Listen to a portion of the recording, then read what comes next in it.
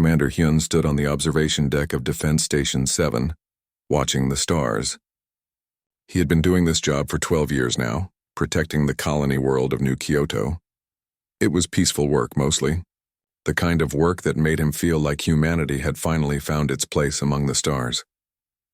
New Kyoto stretched out below the station, a beautiful blue and green world that 5 million humans called home. They had farms there, cities, schools where children played. Hyun's own sister lived down there with her 2 kids. He smiled thinking about them. The communications panel beeped. Hyun turned to see Lieutenant Yumi looking worried. "Sir, we have unknown ships dropping out of jump space. A lot of them." Hyun moved quickly to her station. The screen showed red dots appearing in the system. 20 ships, 40, 60. They kept coming. "Identify them," Hyun ordered, his peaceful mood evaporating. "Drask hegemony, sir. Military vessels, battle cruisers and dreadnoughts." Hyun felt his stomach drop. The Drask were one of the elder races, the ones who had ruled the galaxy for thousands of years. They looked like giant reptiles, and they treated humanity like annoying children who needed constant supervision. "Hail them," Hyun said. "Ask them what they want." The response came quickly. A Drask commander appeared on screen, his scales gleaming under harsh lights. He did not look friendly. "Human station, you are ordered to stand down. New Kyoto has violated territorial agreements. We are here to enforce council law." Hyun's mind raced. "What violation?" "We have broken no laws. New Kyoto has been a registered colony for 30 years. The Drask commander's eyes were cold. "Ancient treaties supersede your claims. This system belongs to the hegemony. Your presence is illegal. You have 1 hour to begin evacuation." The screen went dark. 1 hour. To evacuate 5 million people? It was impossible. Hyun activated the emergency channel to New Kyoto's governor. "This is Defense Station 7. We have a situation." Down on New Kyoto, Governor Taemin received the message with disbelief. 1 hour? How could they evacuate 5 million people in 1 hour? The colony had maybe 300 transport ships, and most of those were small cargo vessels. He activated the planetary alert system. Sirens began to wail across every city and town. People looked up from their work, their meals, their peaceful lives, suddenly afraid. Taemin called Ambassador Jiwon on Earth. She needed to know what was happening. On Earth, in the grand chamber where humanity met with the Galactic Council, Ambassador Jiwon stood before the assembled representatives of 100 alien species. She had rushed here the moment she heard about New Kyoto. "You must stop this," she pleaded. 5 million innocent civilians are on that world. They have done nothing wrong. The council chamber was enormous, filled with beings of every shape and size. The Drask representatives sat in a position of honor, as befitted an elder race. Next to them were the Valor Collective, beings made of living crystal who shimmered with inner light. Beyond them, the Thane swarms, insectoid creatures whose chittering filled the air. The Velar speaker's voice chimed like bells. The Drask claim is legitimate according to ancient law. These laws existed long before humanity reached the stars. Jiwon could not believe what she was hearing. You would let millions die over ancient paperwork? A Thane representative clicked its mandibles. "Human, you are young to the galaxy. You do not understand how things work. There is order. There are rules. The Drask have the right to reclaim their territory, but the people should not have been there in the first place," the Drask representative said flatly. "This is your species' error. You will face the consequences." Jiwon felt rage building inside her, but she forced herself to stay calm. "I request an emergency vote to delay enforcement. Give us time to evacuate peacefully." The vote was called. Of the 100 species present, only 12 voted to help humanity. The rest either voted against or abstained. The message was clear. Human lives did not matter much to the galactic community. Back at New Kyoto, the hour was almost up. Hyun watched helplessly as the pathetic few transport ships began lifting off from the planet. They could maybe save 50,000 people. Maybe. 5 million would remain behind. He opened a channel to the Drask fleet. "Please, we need more time. Just a few days." There was no response. The Drask ships moved into position around the planet. Their weapons began to charge. Hyun felt tears on his face. He thought of his sister, his niece and nephew. They were down there, probably holding each other, terrified. "Sir," Lieutenant Yumi said quietly, Our weapons are no match for their fleet. But we can try to buy time. Hyun looked at his crew. Young people, all of them. They knew what fighting meant. They would die, but maybe they could give the transports a few more minutes. Battle stations, Hyun ordered. Defense Station 7's small defense fleet of 12 patrol ships moved to intercept the Drask Armada. It was like throwing pebbles at a mountain, but they had to try. The Drask response was immediate and brutal. Their weapons fire cut through the patrol ships like paper. In under 3 minutes, all 12 ships were destroyed. Defense Station 7 itself was hit next.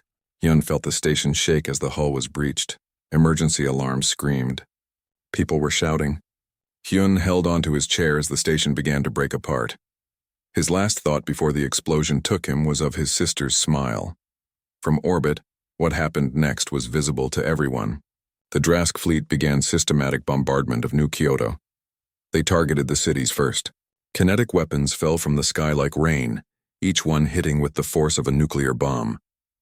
The capital city was gone in seconds. Then the coastal cities, the farming communities, the small towns. It took 6 hours to kill 5 million people. The transports that had escaped watched from a distance, their crews and passengers frozen in horror. They recorded everything. Every explosion. Every city turned to fire and ash. When the bombardment finally stopped, New Kyoto was a dead world. The oceans boiled. The atmosphere was choked with dust. Nothing lived there anymore. The Drask fleet commander sent a message to the Galactic Council. The illegal human settlement has been removed. Order is restored. The Council's response was swift. They voted to officially sanction humanity for territorial violations. Earth was fined a massive amount of resources and forbidden from colonizing new systems for 50 years. Ambassador Jiwon stood in the empty council chamber after everyone had left. She was shaking with rage and grief. She had sent a message to Earth hours ago. She knew what was coming. The elder races had made a terrible mistake. They thought humanity would accept this. They thought humans would bow their heads and accept punishment for being murdered. They were wrong. Jiwon thought about something her grandfather had told her once. He had been a history teacher, and he loved talking about old Earth wars. He said humanity had a gift. When pushed to the breaking point, when everything seemed lost, humans did not give up. They got angry. They got creative. They got dangerous. The galaxy was about to learn that lesson. On Earth, the news of New Kyoto reached every home, every city, every colony world humanity controlled. People watched the recordings. They saw their friends and family die. They saw the Council's response, sanctioning the victims instead of the murderers. Something changed in humanity that day. Something that had been sleeping for 200 years of being junior members of galactic society. Something old and fierce and absolutely terrifying. The governments of Earth met in emergency session. Admiral Minho, the head of Earth's military, was called to speak. He was an old man with cold eyes. "What can we do?" the Earth president asked. Admiral Minho smiled, and it was not a kind smile. "We stop playing by their rules. We remind the galaxy why humanity survived every extinction event our planet ever threw at us. We show them what we have been building in secret for 2 centuries. And what is that? War," Admiral Minho said simply. "Real war. The kind we are very, very good at." The order went out that night. Every human representative was recalled from the Galactic Council. All trade with alien species stopped immediately. Communication channels went silent. The human sectors of space went dark. The elder races assumed humanity was cowering in fear. They would learn the truth soon enough. The silence from human space lasted 3 weeks. To the elder races, it seemed like humanity had finally learned its place. The Drask were particularly pleased with themselves. They had shown these upstart humans what happened when you broke galactic law. But in the shadows, something was moving. Director Sora sat in her office deep beneath Earth's surface. The room had no windows, no decorations, nothing but screens showing data from across the galaxy. She had been waiting for this moment for 30 years. Sora ran the Terran Intelligence Division. Most people did not even know her organization existed. That was exactly how she wanted it. While humanity played nice with the aliens, while they smiled and followed rules and pretended to be weak, Sora's people had been busy. They had placed agents on every major alien world. They had hacked into communication networks. They had mapped military installations, identified supply routes, and cataloged every weakness in the elder race's defenses. "Report," Sora said into her communicator. The responses came from across the galaxy. From a Drask military base where a human janitor had access to classified files. From a Velour crystal city where a human diplomat's assistant had been recording everything for years. From a Thane hive world where human traders had been noting troop movements. Sora smiled. The elder races had let humans into their worlds thinking they were harmless. They never imagined that every human chef, cleaner, trader, and teacher was watching, learning, reporting back. "Send the data to Admiral Minho," Sora ordered. "Tell him we are ready." Admiral Minho received the intelligence reports in his office aboard the orbital station above Earth. He was 73 years old and had spent 50 of those years in the military. He remembered when humanity first met the aliens. He remembered being told that humans were weak, primitive, not worthy of respect. He had never forgotten that feeling. Next to him stood General Hana, commander of the Terran Marine Corps. She was younger, only 45, but her eyes were just as hard as the Admiral's. "The intelligence is solid?" Hana asked. "Sora does not make mistakes," Minho replied. "We know where every Drask ship is. We know their patrol patterns. We know which systems they consider important and which ones they have ignored. And the other races? The Velour voted to sanction us. The Thane abstained, which is the same as agreeing. They are all complicit in what happened to New Kyoto." Hana nodded slowly. "How do you want to play this?" Minho pulled up a star map.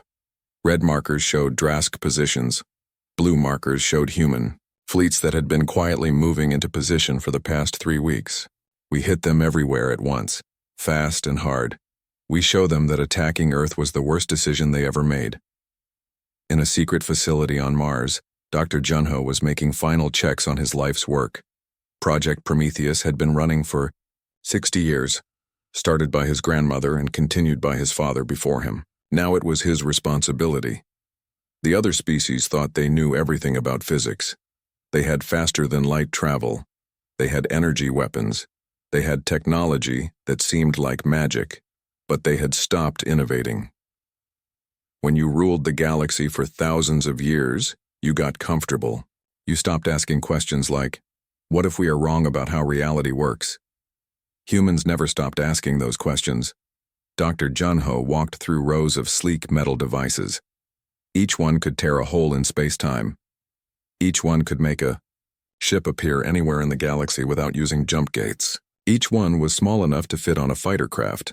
The elder races needed massive jump gates to travel between stars. Humans were about to show them something better. "Doctor," his assistant called. "Admiral Minho is asking if we are ready." Junho looked at his devices. 70 years of secret research, thousands of scientists working in hidden facilities, all building toward this moment. "Tell the Admiral yes," Junho said. "We are ready." Across human space, fleets were moving. These were not the small patrol ships the galaxy had seen. These were warships that had been built in secret shipyards, hidden in asteroid fields and distant systems where no alien ever visited. Captain Yunbi commanded one such ship, the Silent Thunder. It was a stealth vessel, covered in materials that made it invisible to every type of scanner the aliens used. She had been training for this mission for 5 years. Her crew of 200 sat at their stations, quiet and focused. They all knew what was at stake. Many of them had lost family on New Kyoto. "Plot a course for the Drask home system," Yunbi ordered. "Silent running, no emissions. We ghost our way in." The Silent Thunder was not alone. 20 other stealth ships were making the same journey. They would arrive at different times from different directions, all of them invisible. The Drask would never know they were there until it was too late. Colonel Sunwoo checked his gear one more time. Body armor that could stop anything short of a direct hit from a plasma cannon. Weapons that could punch through reinforced walls. A helmet with sensors that let him see in the dark, through smoke, even through some types of walls. He commanded Ghost Recon, the most elite unit in the Terran military. His soldiers were trained for impossible missions. Infiltration, assassination, sabotage, All the things that civilized species claimed they did not do anymore. Humanity had never been that civilized. Listen up, Sun Wu told his assembled troops. We have 47 targets across Drask space. Military command centers, communication hubs, weapons factories. We go in quiet. We complete the mission. We leave no trace. His soldiers nodded. There were 5,000 of them in this room, but there were 50,000 more spread across other bases. Each one was ready to deploy. Remember New Kyoto, Sun Wu said quietly. Remember New Kyoto, his troops replied in unison. Engineer Taehyun was not a soldier. He was a builder. For 20 years, he had designed weapons platforms for the Terran military. His specialty was thinking big. The Nova-class platforms were his masterpiece. Each one was the size of a small moon. Each one had enough firepower to turn a planet to dust. But that was not their purpose. Taehyun had designed them to target infrastructure. A Nova platform could jam communications across an entire sector. It could disable jump gates from 1,000 light-years away. It could make enemy sensors show false information. The elder races relied on their technology. Taehyun was about to show them what happened when that technology stopped working. Platforms are in position, his chief assistant reported. We have coverage of all major Drask systems. Taehyun nodded. The platforms had been deployed over the past 2 years, disguised as mining stations or research facilities. The aliens never looked twice at boring human industrial operations. Stand by for activation on Admiral Minho's order, Taehyun said. Field Marshal Nari coordinated everything from the war room deep inside the moon. Screens surrounded her, showing the positions of every human ship, every special forces team, every weapons platform. She had been planning this operation for 3 weeks ever since New Kyoto burned. But honestly, she had been preparing for something like this for her entire career. Every military officer in the Terran forces had trained for the day when humanity would need to fight for survival.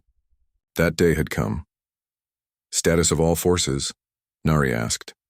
Her staff called out reports. Stealth ships in position. Ghost recon teams ready to deploy. Nova platforms online. Main battle fleets holding at staging points. And the targets? Confirmed. We have eyes on every Drask military installation within 20 sectors. We have identified their command structure, their supply lines, and their defensive positions. Nari allowed herself a small smile. The Drask thought they were safe in their home systems. They had ruled this part of the galaxy for 3,000 years. They had never been attacked in their own space. Pride made you stupid. Send to all commands, Nari said. Operation Reckoning is go. Execute in 30 minutes. The message went out on encrypted channels. Every human ship received it.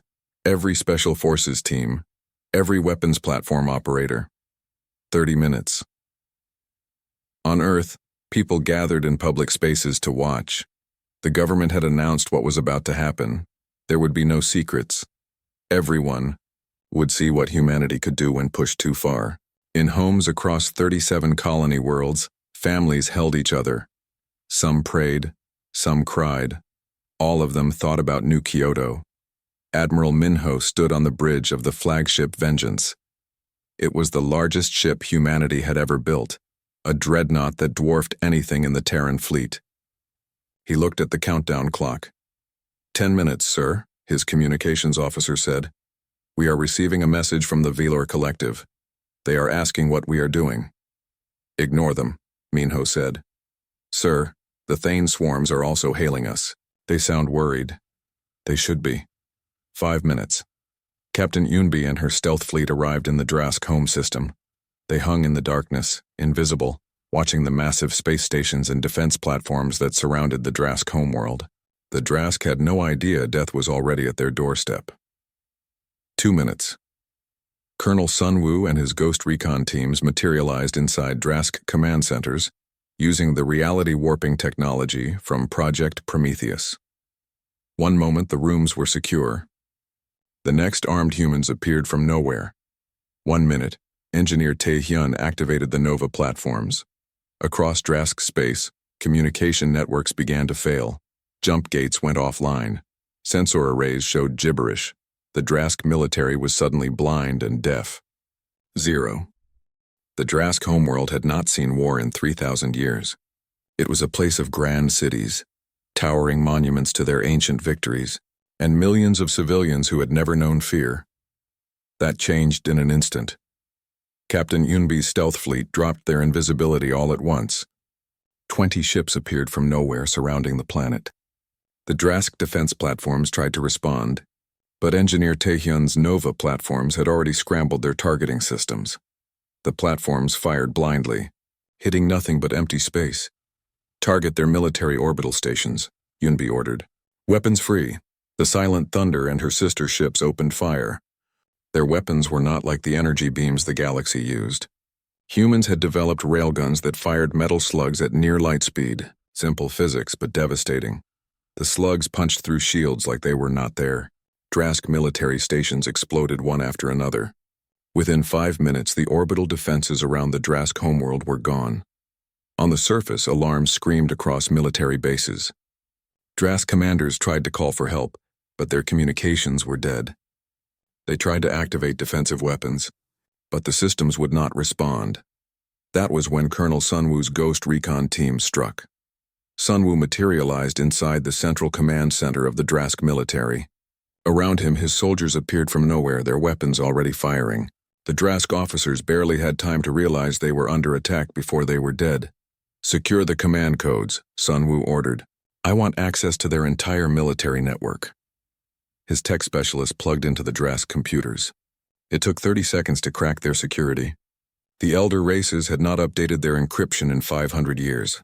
"We are in, sir." Sunwoo smiled behind his helmet. "Send the virus. Let us shut down their entire military." Across Drask space, in 47 different systems, the same scene played out. Human special forces appeared inside secure facilities. They moved fast, hit hard, and vanished before reinforcements could arrive. Every Drask military commander was either dead or captured within the first hour. The Drask fleet tried to respond, but they were scattered across a dozen systems. Their admirals called for their ships to gather and counterattack, but those orders never arrived. The communication networks were down. Admiral Minho's main battle fleet jumped into Drask territory at 17 different points. These were not small ships.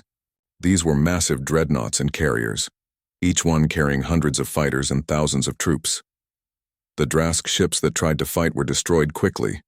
Human weapons were generations ahead of what the galaxy had seen. While the elder races had stopped innovating, humanity had spent 200 years developing new ways to kill. "Sir," Minho's tactical officer reported, "the Drask are trying to retreat to their fortress system at Kalos. They have a major shipyard there." "Let them run," Minho said. "Then trap them there and destroy everything." Field Marshal Nari watched from the war room as her carefully planned operation unfolded perfectly. Every target was hit on schedule. Every objective was achieved, but she was not satisfied yet. "Status of the other elder races?" she asked.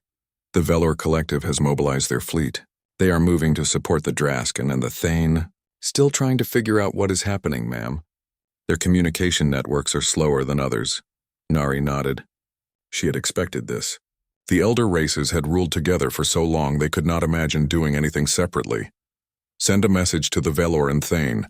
Tell them if they interfere, they will be next." The message went out. It was not a bluff. On the Valor Crystal Cities, beings of living light discussed what to do. They had voted to sanction humanity after New Kyoto. Now they were watching in horror as the Drask, one of the most powerful military forces in the galaxy, was being systematically destroyed. "We must help them," one Velor said.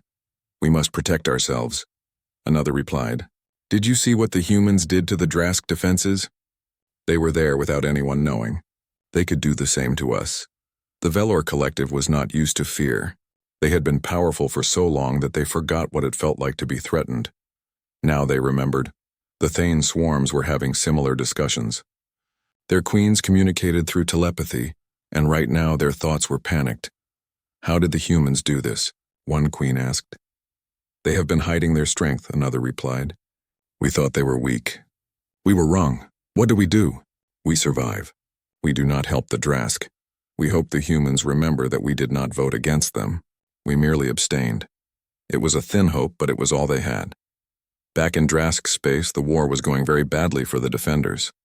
Engineer Taehyun's Nova platforms were doing their job perfectly. Every major Drask system was isolated. They could not communicate with each other. They could not coordinate a defense. The Drask military, which had conquered dozens of species over their long history, was being picked apart piece by piece. Captain Yunbi moved her stealth fleet from system to system, appearing without warning, destroying key targets, and vanishing before the Drask could respond. Her crews were exhausted but determined. "How many more targets?" she asked her first officer. 12 military installations, Captain. Then we moved to secondary objectives. Yunbi nodded. Secondary objectives were supply depots and fuel stations. The Drask military needed food, ammunition, and power to function. Humanity was going to take all of that away. On the third day of the war, something unexpected happened. A group of Drask civilians sent a message on an old, outdated communication channel that humanity's jamming had missed. The message reached a human ship, and the captain forwarded it to Admiral Minho. "Please," the message said, "we are civilians. We did not want this war. Our military leaders made this decision without asking us. We are hiding in shelters while you destroy our world. Please stop." Minho read the message 3 times. He thought about New Kyoto, about 5 million civilians who had been given no choice, no chance to evacuate, no mercy. He called Field Marshal Nari. "We have a decision to make," he said, and forwarded the message. Nari read it silently. "What do you think?" "I think," Minho said slowly, "that we are not here to commit genocide. We are here to destroy their military and make sure they can never threaten us again. We are not the Drask." "Agreed. What do you propose?" "We send a message to all Drask civilians. Tell them to stay in their homes. As long as they do not fight us, they will not be harmed. We are at war with their military, not their people." The message went out on every channel. Many Drask did not believe it. They expected humans to kill everyone, the way the Drask military had killed everyone on New Kyoto. But then something strange happened. Human ships began dropping supplies near civilian shelters. Food, medical supplies, water purification equipment. A human marine unit found a Drask hospital that had been damaged in the fighting. Instead of moving on, they spent 6 hours helping evacuate the patients to a safer location. On Earth, people watched these scenes and felt conflicted. Part of them wanted revenge for New Kyoto. Part of them remembered that not all Drask were responsible for what happened. In a broadcast from the war room, Field Marshal Nari addressed both humanity and the galaxy. "We did not start this war," she said. "We did not want this war. But when 5 million of our people were murdered, when the galaxy voted to punish us instead of our attackers, we realized something. We realized that if we want to survive, we must be strong enough that no one dares to attack us again." She paused, looking directly into the camera. "We are at war with the Drask military. We are destroying their ability to wage war. But we are not monsters. Civilians who do not fight us will not be harmed. Medical facilities will not be targeted. Food supplies will not be destroyed. We will show the mercy that was denied to New Kyoto. But make no mistake," Nari continued, her voice hard, "the Drask military will be destroyed completely. Any species that tries to help them will be considered hostile. Any leader who voted to sanction us after New Kyoto will be held accountable. This galaxy needs to learn that humanity is not weak. We are not victims. We are survivors, and we will do whatever it takes to ensure our people are safe." The broadcast ended. Across the galaxy, species that had dismissed humanity as primitive and weak watched in shock. The Drask, who had ruled 17 sectors for millennia, were losing badly. Their military was in chaos. Their leaders were dead or captured. Their ships were destroyed or running away, and this had all happened in 3 days. On the 4th day, the Drask fortress system at Kelos fell. The massive shipyard there, which could build 100 warships at once, was destroyed. The Drask had gathered what remained of their fleet to defend it. They failed. Admiral Minho's forces surrounded the system and methodically destroyed every military ship. When it was over, the Drask military had lost 70% of its strength. Colonel Sunwoo's Ghost Recon teams had captured or killed every senior Drask military leader. The ones who were captured were shown footage of New Kyoto. They were shown the 5 million civilians who died. They were asked to justify what they had done. None of them could. On the 5th day, the remaining Drask military units surrendered. It was not a formal surrender. There was no ceremony. They simply stopped fighting. Their weapons systems had been destroyed. Their communications were gone. The war had lasted 5 days.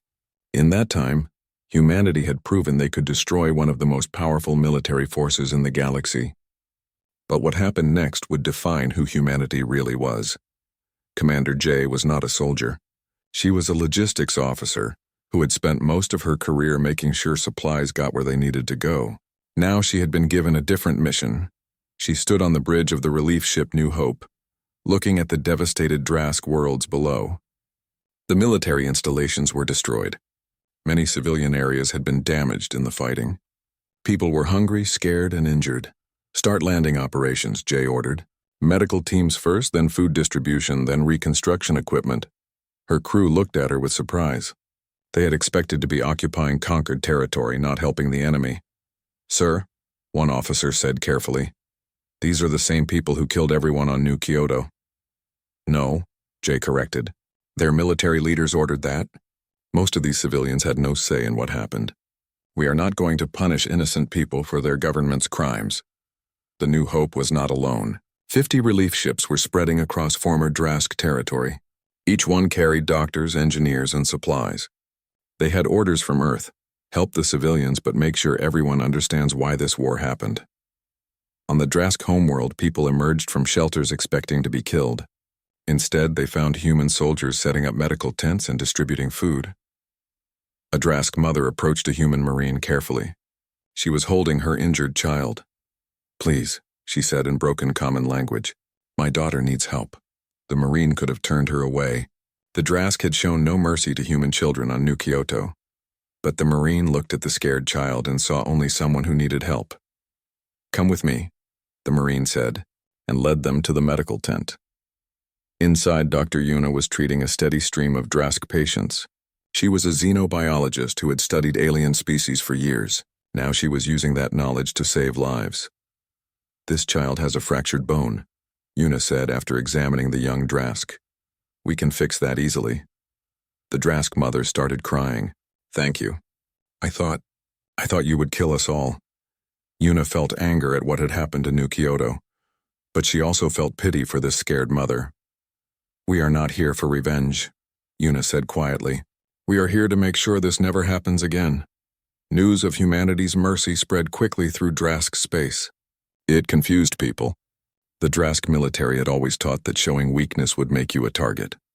Being kind to enemies was foolish, but humanity was not being weak. They had destroyed the Drask military completely. They were just choosing not to destroy everything else. Across the galaxy, other species watched with amazement. This was not how wars usually ended. Conquerors took everything. They enslaved populations. They stole resources. Humanity was doing something different. In the Valor Crystal Cities, the collective was having urgent discussions. They had mobilized their fleet to help the Drask, but stopped when they saw what was happening. "The humans could have destroyed the Drask completely," one Valor said. "They chose not to." "This is strange behavior," another replied. "Perhaps we misjudged them." A message arrived from Earth. It was addressed to the Valor Collective and the Thane Swarms. Diplomat. Minji appeared on their screens. She was young for a human ambassador, only 35 years old, but her eyes were hard. "The war with the Drask is over," Minji said. "Their military is destroyed. They will not threaten anyone for a long time. But we remember who voted to sanction us after New Kyoto. We remember who said human lives did not matter." The Valor and Thane representatives shifted uncomfortably. "You have a choice," Minji continued. "You can keep supporting the old ways, where elder races rule and younger species are treated as less important. Or you can work with us to build something better." "What are you proposing?" a Valor asked. "A reformed Galactic Council, one where every species has equal voice. One where attacking civilians is a war crime no matter who does it. One where ancient treaties cannot be used to justify murder. And if we refuse?" Minji's expression did not change. "Then you will learn the same lesson the Drask learned. We do not want more war. But we will not allow our people to be slaughtered while the galaxy watches." The message ended. On Earth, the government was debating how to handle the aftermath of the war. Admiral Minho had been called to speak to the assembled leaders. The Drask military is finished, Minho reported. But their civilians are suffering. We are providing aid, but they need more than food and medicine. They need hope. What do you suggest? The Earth President asked. We give them a chance to rebuild. But under new leadership, the military commanders who ordered the attack on New Kyoto will face trial. The rest can have a future, but only if they accept that the galaxy has changed. Director Sora spoke up from her seat in the shadows. My intelligence indicates that several minor species are preparing to rebel against the elder races. They saw what we did to the Drask. They are inspired. The Earth President looked worried. Are we going to have galaxy-wide chaos? Change is always chaotic, Sora replied. But this change was inevitable. The elder races have ruled through fear for too long. Someone needed to show that they could be beaten. And now we are responsible for what comes next, the President said. Admiral Siak, who commanded Earth's defensive fleets, cleared his throat. If I may, sir, we need to think about long-term security. The Drask were a threat, yes, but there are dozens of other species out there. Some may see our mercy as weakness. Then we show them it is not, General Hana said. She had been quiet during most of the meeting. We build a new kind of military, one that can defend our people and our allies, one that other species will think twice about attacking. The President nodded slowly. We also need to think about our values. If we become conquerors, if we start treating other species the way the Drask treated us, then what did we fight for? Back in Drask space, something remarkable was happening. Young Drask civilians were talking to human aid workers. They were learning about New Kyoto. They were hearing the human side of the story. A Drask University student named Kalos approached Dr. Yuna one day. Is it true? He asked. Did our military really kill 5 million civilians without warning? Yuna pulled up the recordings. She showed him everything. The bombardment, the council meeting where the Drask claimed it was legal, the galaxy's vote to punish humanity instead of their attackers. Kilos watched in horror. I did not know. They told us it was a military operation. They said you were illegal settlers who refused to leave. They lied, Yuna said simply. Why are you helping us then? After what we did to you? Yuna looked at the young Drask for a long moment. Because we remember what it is like to suffer. We remember what it is like when powerful people use you for their own purposes. We do not want to become the thing we hate. That conversation was recorded and shared across Drask space. More and more civilians began to question what their government had done.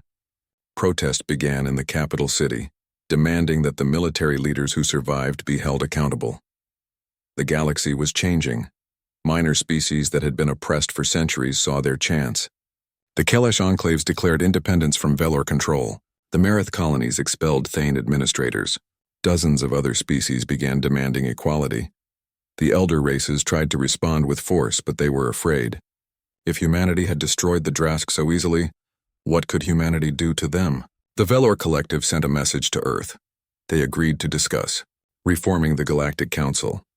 The Thane swarms followed soon after. Admiral Minho received the messages in his quarters aboard the Vengeance. He allowed himself a small smile. The plan was working. Humanity had not wanted war. But since war had come, they had used it to change everything. Field Marshal Nari addressed the human fleet from her war room. You have done something incredible, she told them. You have shown the galaxy that humanity will not be victims. But you have also shown mercy where it would have been easy to take revenge. You have made me proud. She paused, looking at the faces on her screen. Soldiers, sailors, Marines, all of them tired but determined. The fighting is over, but our work is not done. We need to help rebuild what was destroyed. We need to create a new system that is fair to everyone. We need to make sure New Kyoto is remembered, so nothing like it ever happens again. Across human space, people were beginning to heal from the trauma of New Kyoto.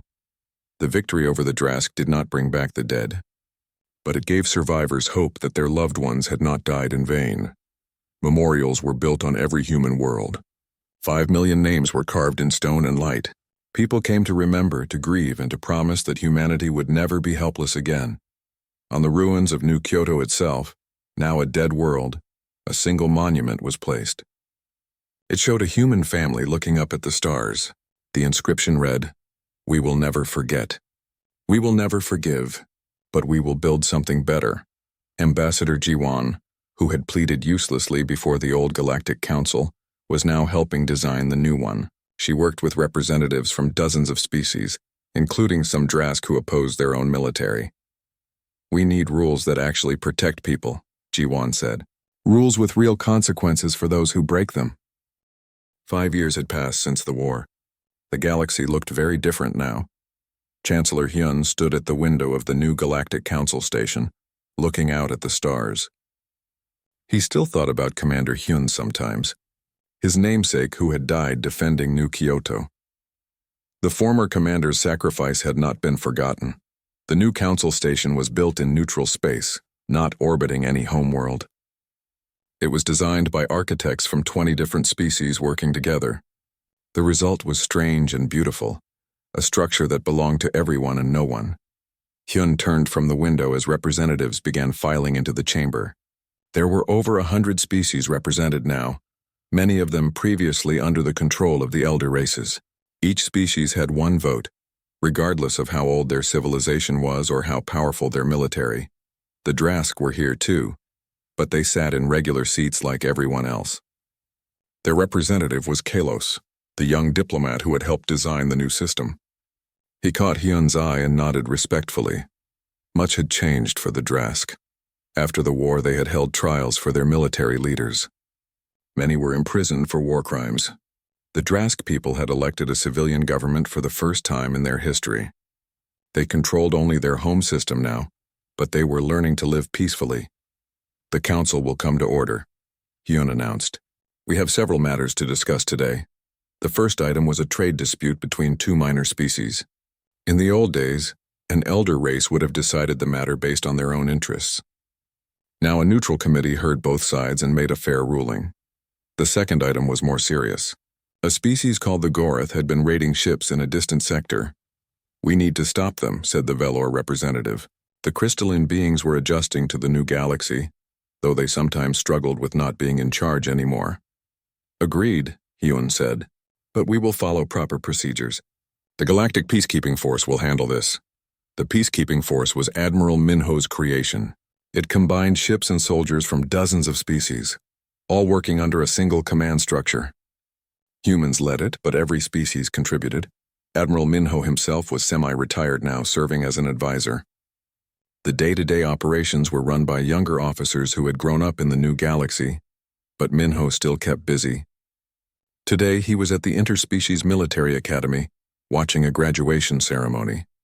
The graduating class included humans, Drask, Velor, Thane, and dozens of other species.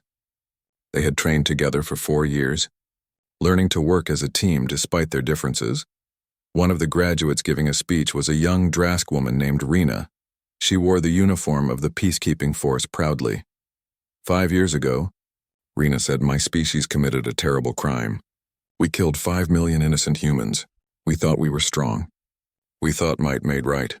We were wrong." The auditorium was silent. Humanity could have destroyed us completely. Instead, they showed us mercy. They helped us rebuild. They gave us a chance to be better. Rena paused, her voice shaking slightly. "I am here today because humans chose to build instead of destroy. I hope to honor that choice by serving alongside them to protect all species." The audience applauded. Minho found himself clapping too, though his eyes were wet. He thought about New Kyoto often. The pain never completely went away, but moments like this helped. After the ceremony, Minho met with General Hana. She was preparing to retire soon after 40 years of service. "The young ones are ready," Hana said, watching the new officers celebrate. "They will do fine without us." "Better than fine," Minho agreed. "They will build something we could only imagine." Dr. Junho was also thinking about the future. His Project Prometheus technology had changed galactic travel forever. Now he was working on something new, sharing humanity's technology with other species. In his laboratory on Mars, scientists from 30 species worked together. A Velor engineer helped a human physicist solve a problem with energy shielding. A Thane mathematician worked with a human programmer on faster computers. "This is what I always wanted," Junho said to his assistant. "Not weapons, not war. Just people working together to understand the universe." The technology sharing went both ways. Humans learned from aliens too. Velor crystal technology improved human computers. Thane biological research helped human medicine. Even the Drask contributed. their understanding of heavy gravity allowing humans to build stronger structures. The galaxy was becoming more connected, more equal, more peaceful, but not everyone was happy with the changes. In dark corners of space, the remnants of the old Drask military plotted revenge. Small groups of Velor refused to accept equality with younger species. Some Thane queens wanted to return to the old ways. Director Sora kept watch on all of them. Her intelligence network had grown even larger in peacetime. She believed in the new galaxy, but she was not naive. There would always be threats. "We found another terrorist cell," Sora reported to the council. "Drask extremists planning to attack a human colony." Chancellor Hyun sighed. "Where?" "We already stopped them, but it shows that some Drask still have not accepted what happened."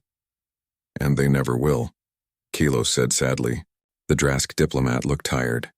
"My people are divided. Many accept the new order, but some dream of returning to power. Then we must remain vigilant," Hyun said. "The price of peace is eternal watchfulness." On Earth, memorials to New Kyoto remained important places. Every year on the anniversary of the attack, millions of people gathered to remember. Ambassador Jiwon attended the ceremony this year as she did every year.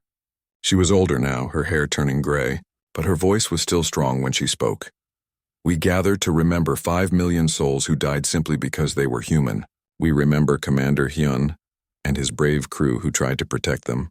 We remember that the galaxy did not care when we suffered." The crowd was silent, but we also remember what came after. We remember that humanity did not respond to cruelty with cruelty. We destroyed our enemy's ability to make war. Then we helped them rebuild in peace. We changed the galaxy not through conquest but through example. Jiwon looked out at the faces before her. Humans mostly, but also some aliens who had come to pay respects. New Kyoto died so that the galaxy could be reborn. Let us make sure their sacrifice meant something. Let us build a future where no species ever again watches their worlds burn while others look away. The ceremony ended with 5 million candles being lit, one for each victim. The lights stretched as far as the eye could see. Dr. Yuna was on a Drask world, helping their scientists study a disease affecting crops. She worked alongside Drask researchers who had once been her enemies. "You have helped us so much," one of them said. "I do not understand why." Yuna smiled. "Because helping people is what we should do. Because I would rather build friendships than walls. Even after what we did to New Kyoto, your government did that, not you personally. And yes, even after that, forgiveness is hard. But so is carrying hatred forever.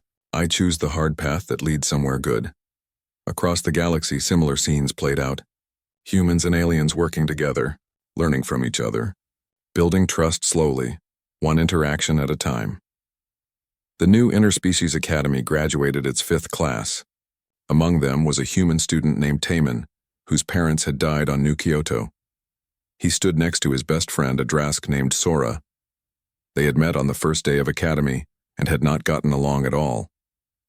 Taemin hated all Drask because of what happened to his parents. Sora felt guilty about her species' crime, but over 4 years of training together, surviving together and learning together, they had become friends. "We did it," Sora said as they received their commissions. "We did," Taemin agreed. Then he added quietly, "I think my parents would be happy that I did not let hate consume me. I hope I can honor their memory by being the kind of person who prevents another New Kyoto." It was a small moment, just 2 young people talking, but it represented everything the new galaxy stood for. Chancellor Hyun called a special session of the council 5 years to the day after humanity's war with the Drask ended. "Today, we mark an important anniversary," Hyun said. 5 years ago, humanity showed the galaxy our fury. We destroyed the Drask military in 5 days. We proved that attacking us was the worst mistake anyone could make. He paused, looking around the chamber. But we also showed something else. We showed mercy. We showed that we fight to protect, not to conquer. We showed that even the angriest victims can choose to build instead of destroy. The galaxy trembled when humanity rose in fury. Hyun continued. But the galaxy was transformed by what we did with our victory. We did not become tyrants. We did not seek revenge on innocent people. We built this council, where every voice matters equally.